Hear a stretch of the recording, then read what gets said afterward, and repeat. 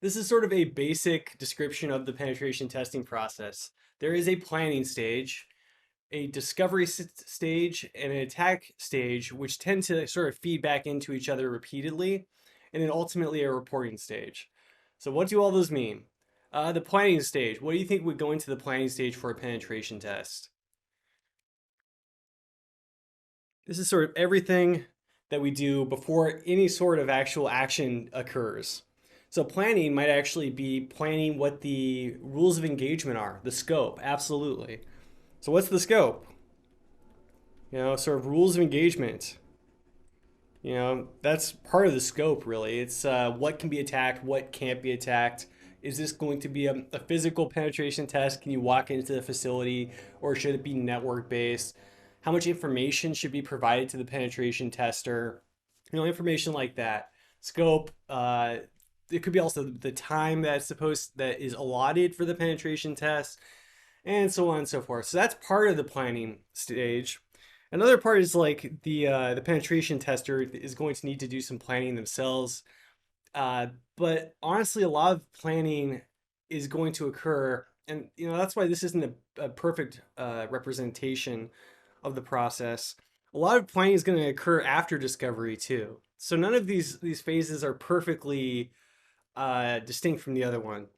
So discovery is going to be actually discovering systems, doing reconnaissance and scans, right? So this would be like recon, scans. It could be like open source intelligence as well, collecting open source intelligence, and the list kind of goes on from there. So we have to discover systems. We have to figure out what systems are in use, and then preferably, well, then we would actually go and attack them when we find a system that looks like a particularly juicy one, like it might be vulnerable.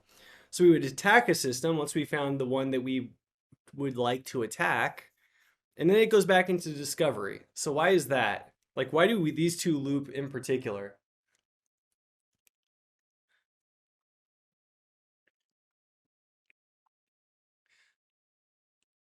So usually this is a repeated process of discovery and attack and discovery and attack. Exactly.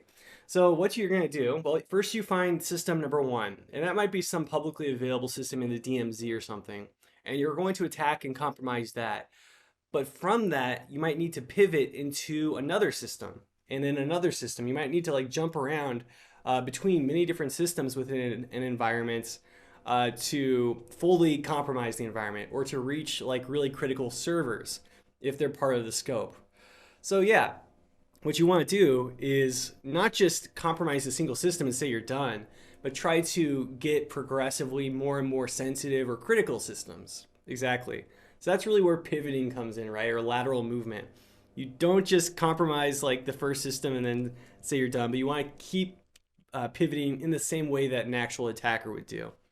So every time you attack a system successfully, well, from that system's point of view, that's where you may need to do additional discovery and reconnaissance to see what else you can reach from that system. Because you're probably going to have a different view of the available systems from the compromised system's point of view. Does that make sense for everyone? So this kind of repeats itself until you're satisfied, I guess, as the penetration tester.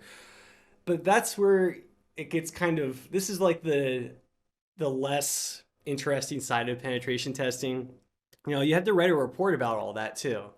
So what you would do is once the penetration test is actually concluded and you've compromised as much as you can, you have to generate a report for the client. And the client might be your company if you're like an internal penetration tester, or some other company if you're being contracted out. So you have to generate a report about what exactly you did, the vulnerabilities you exploited, and that could be like misconfigurations or other vulnerabilities in the software, the path you took, probably recommendations as well. So recommendations for fixing that. So that is sort of the general penetration testing process. You have to plan it. You have to know what the scope is, the rules of engagement. Also, like how much information is the penetration tester going to get. The penetration tester then starts out with discovery and attack, and that just repeats and repeats for some number of iterations, and they generate a report once that's all done. So it's never that clean, probably in reality. There's a lot more hitting your head against the desk. I don't know if anyone here has done things like hack the box or anything like that, but there can be a lot more frustration involved in the actual process that's not represented here. But it's really, it pays well, and it's a really interesting job. So let's talk about a few concepts. We mentioned rules of engagement. So this is sort of what is on and off limits. So what can we actually attack? What should we not attack? What is the scope of the engagement, essentially? We talked about lateral movement and pivoting. So just to like draw that out really quickly, say we have a router here. Pretend that circle is a router. We might have a DMZ server, and then maybe we have like an internal network here. So maybe as the penetration tester, we compromise the DMZ server first because that's publicly accessible. And we could then use that maybe to compromise an internal host when they reach out and try to connect to that DMZ server, drop some sort of malware on their device.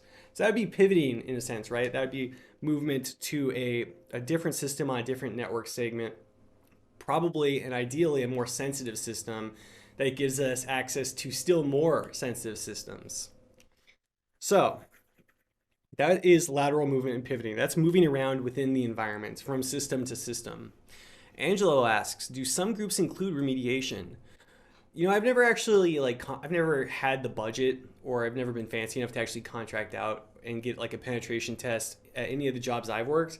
But I wouldn't be surprised if some groups, they at least would include maybe remediation tips. I don't know if they do the remediation for you. So maybe some folks in chat that have used penetration testers would be able to answer yes or no if that was something that was offered. That's an interesting question. Yeah, sorry, I don't have the answer there, but maybe some folks in chat have used penetration testers. All right, so privilege escalation, we talked about that. Another thing that penetration testers frequently going to have to do when they get access to a box is escalate their privileges. So again, if you compromise like Apache server or Nginx, or whatever service, you frequently are going to be given access, kind of limited access to that system, because the account that service uses is sort of by default, hopefully, pretty locked down, and it doesn't have a lot that it can do. So at that point, you'd have to actually use some sort of privilege escalation exploit to get more expansive permissions to completely own that box, that server or workstation. And also, it's going to make it easier for you to then pivot to other systems, because you're going to have access maybe to certain binaries like SSH that you wouldn't otherwise be able to use. So let's see here. Yehuda says, yes, they do. So, okay, so they did. Our company has talked to a few, and they range from reporting to consulting and remediation for additional charges.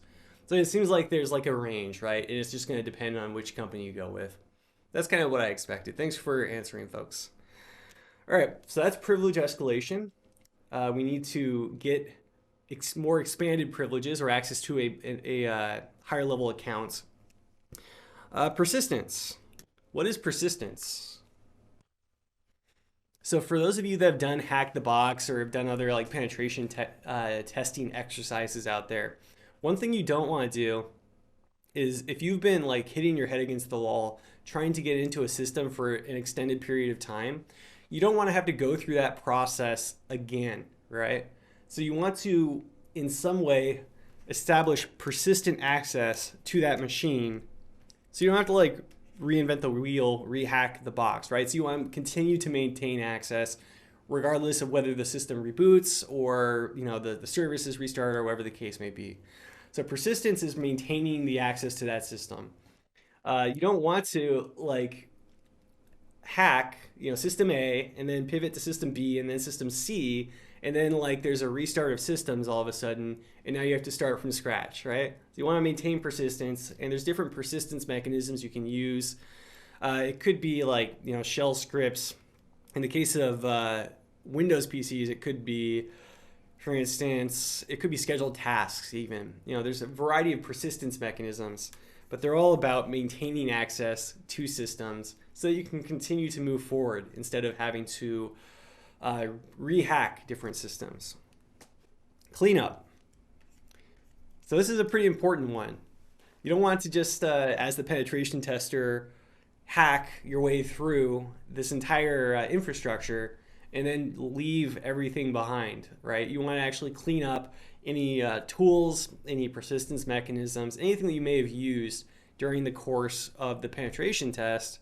If you leave them there, then potentially that could be a security threat in and of itself. So you want to clean up and you want to then report everything that you were able to do, and preferably, it depends on the company and the penetration tester, but you want to also report remediations, recommendations, things that you would fix.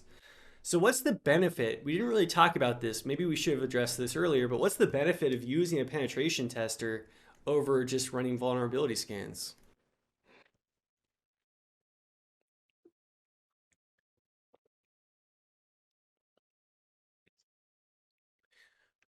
Yeah, it's expertise. It's human judgment, it's creativity, right? Vulnerability scans are super basic. They aren't really doing all that much. They're looking for kind of signatures of a vulnerability, and that's it. And that they're useful in their own respect, but with a penetration tester, you get this creativity and expertise in the field that allows them to not just do like a, what's the word, perfunctory, basic scan, but they actually can go through and evaluate your entire infrastructure and find the vulnerabilities and exploit them and move on. And then you get this nice report. So it's going to be, I guess, more indicative of what an actual attacker might do versus a vulnerability scan, which is really just kind of a listing of certain vulnerabilities within your environment. Exactly. So, like Jeff says, you get a picture of what hackers would be looking at on your entire system or within your entire environment. Absolutely. Yeah, and vulnerability scans do not perform checks on physical vulnerabilities as well. That's a great point, Nathan. So, another thing that pen testers can do is that they have a physical body and they can actually try like physical penetration testing as well. And that's important not to leave out because uh, there's a lot of physical penetration testing that goes on too. So it might be the attacker in question, the penetration tester, uses the different social engineering tactics that we discussed to get access to a facility. And maybe after doing that, they get physical access to a computer if that's their end goal. I know that there have been penetration testers that have been hired for trying to get around security at airports and for other more secure facilities. And so, yes, that's absolutely an important thing to note. They can be trying to get access to different areas or physically accessing systems as well. Yeah, leaving USB drives around, absolutely. So bug bounties, this is kind of a, I guess like this kind of fits in here, but this is a slightly different concept, right? So bug bounties, there are a number of different sites actually that you can go to. I want to say one of them is, there are a number of different sites you can go to. Yeah, Bug Crowd's one of them, I think, right? I believe so. So what you can do with bug bounties is a number of organizations will actually pay you if you find a vulnerability in their hardware, software, or whatever the case may be. And you can actually get pretty significant payouts with these bug bounties. So what you do is you maybe attack their application, say, you find a significant vulnerability in it, and you report it via a platform like BugCrowd, I believe, right? I think BugCrowd is one of them, but there's a number of platforms out there. Maybe chat them in if you know. But there's different bug bounty platforms that act as intermediaries, and then you can get paid tens of thousands, maybe even hundreds of thousands of dollars for finding certain vulnerabilities in different platforms. So with bug bounties, you're kind of doing this hacking. It's not really of an infrastructure, but it's of a specific uh, bit of hardware or software, and then you report that back to the participating um, company that makes that solution, and they'll pay out money.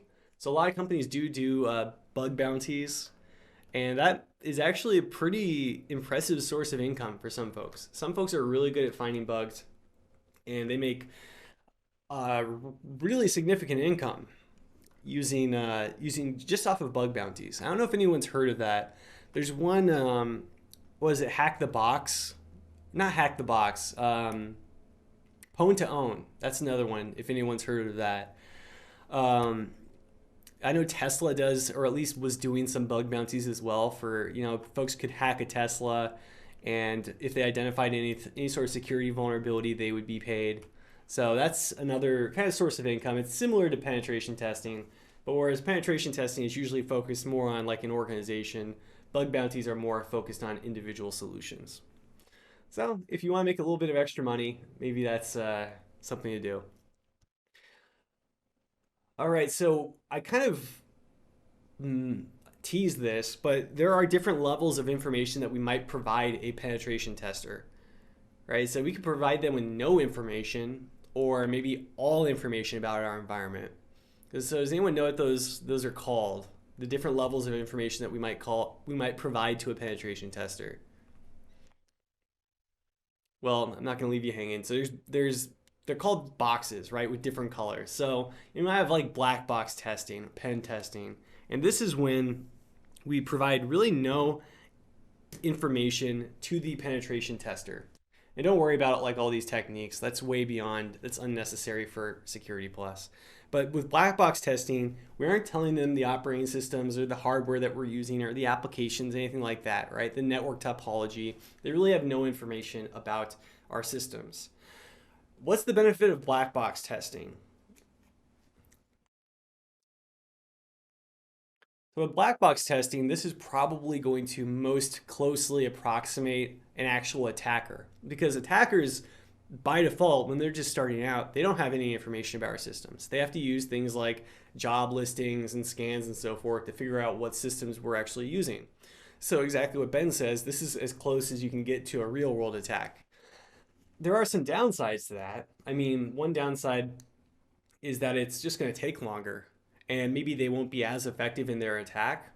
So white box testing gives them like everything they they need to attack our systems, right? So we give them the operating system, the hardware, the application, network addressing, network topology. They get all this information, and the benefit with that is that they then have, because they have all this information, they can attack the systems a little bit more efficiently, a little faster, and potentially they might find, just because certain things get missed in reconnaissance, for instance, they might find vulnerabilities that they otherwise wouldn't have, and they may like make it further into your network. So you may get like a more expansive report, but then it's not very realistic compared to black box testing, because no actual attacker comes into your network knowing everything about it.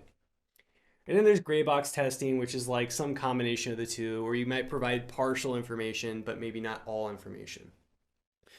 So Troy says, didn't they rename these categories? Did they? I don't know. I'm just going off the exam objectives currently. So there's also black hat and white hat, but we have to separate those two. So when we're talking about boxes, we're talking about the amount of information that's provided to the penetration tester. And then when we're talking about hats, we're talking about like the motivations of the attacker. So a black hat would be someone with, maybe financial gain or malicious intent. White hat would be someone with, I guess the good guys, right? Yeah, so hats and boxes, unfortunately, we're using the same color scheme. Let's see. And it's possible they renamed the categories and I'm just not aware of it. Yeah, let me know. All right. So continuing on, yeah, we also have, plenty of other colors, like team colors, I guess, as well. So just to like point out a few here, red team and blue team, these have been around for a while. I think this terminology is originally from the military. So you'd have like a red team, for instance, when we're talking about pen testing. The red team is the penetration testers. They're the attackers. They're the ones that test system security by actually attacking the systems and trying to compromise them.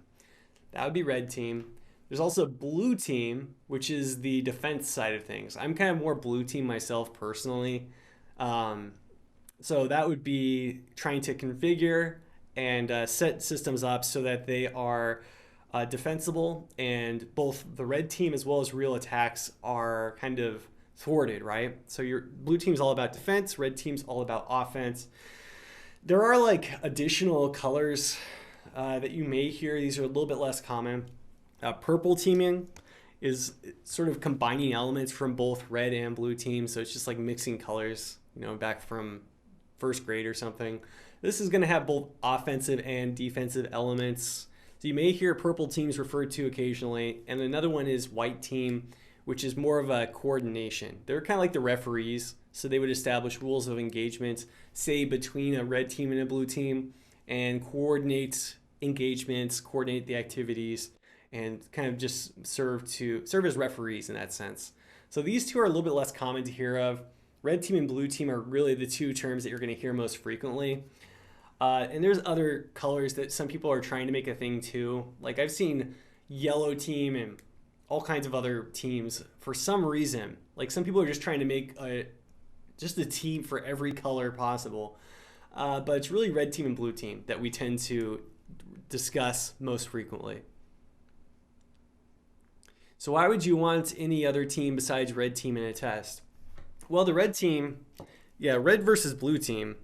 You want the blue team because it makes the test a little bit more realistic. So the blue team, who's responsible for defending the systems, they may be able to detect and respond to the red team and interfere with the red team's activities. So it just makes it, and it's also good practice for everyone involved, right? So it's a little bit more adversarial, but by having the blue team involved in a penetration test, it's still generating a lot of useful information, but it's also generating useful experience, for instance, and it's making it more realistic for the red team because in actuality, they may not have just a passive network that they're hacking. It may be actively defended, right, by a blue team. Exactly. So blue is countering, they can see what red is doing, and then ultimately they can go back to the table when they're done and see what the other team missed or what they as a team missed and learn from that experience, right? So the sort of debriefing, I guess, afterward can be very useful.